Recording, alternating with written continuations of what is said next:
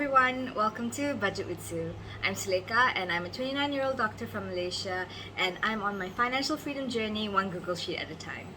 So this is actually my first YouTube video and I just want to get started by showing you guys how I do my monthly budget using Google Sheets. So this is my Google Sheet for my April budget.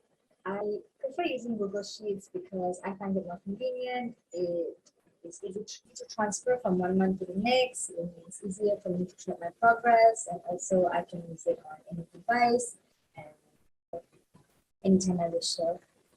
For the purposes of this channel, for now, I decided to keep my income private, and so I blocked out my income and also my bills, as you can see. So this number is what we are starting with the budget for this month.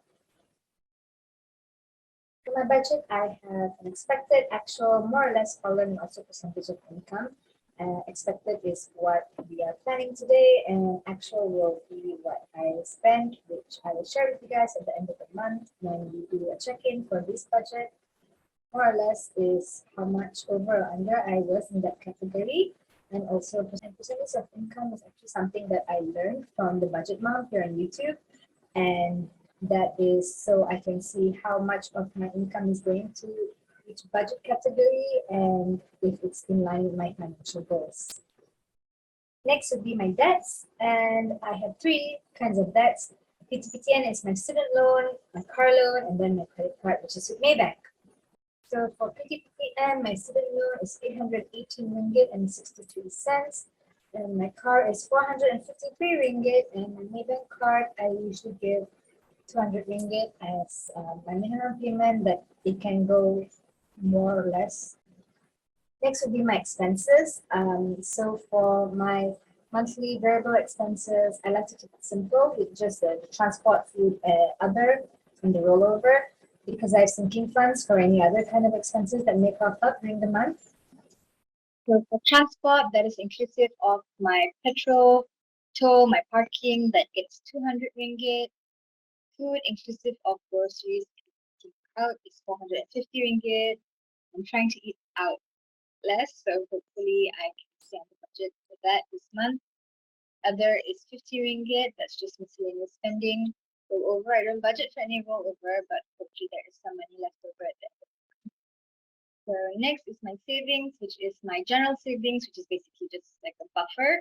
I have an emergency fund and also investments. So general savings, I'm not budgeting anything for that, and that's because I'm doing saving challenges this year, and a portion of that is allocated towards my general savings. Emergency fund is 150 ringgit, and investment is 150 ringgit this month.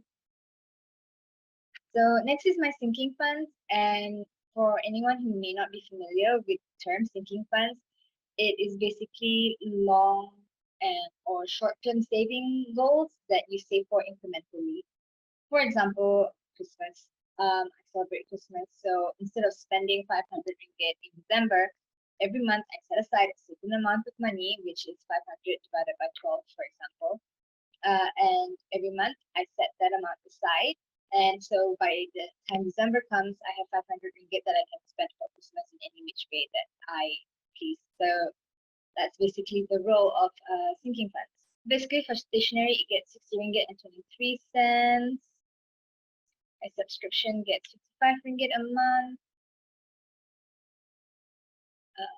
This month, I am putting 303 ringgit and 35 cents for gifts.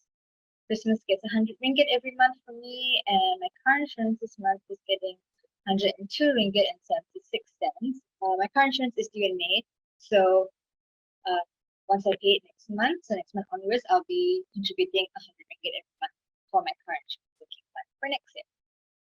Car payment. I traveled getting 281 ringgit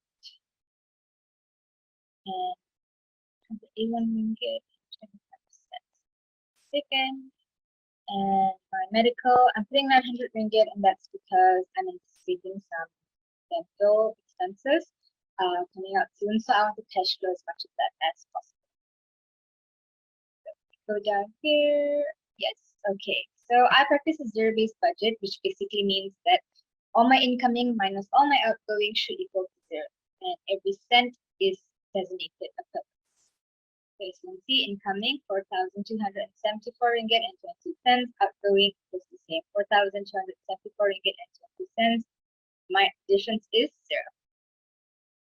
So that's about it.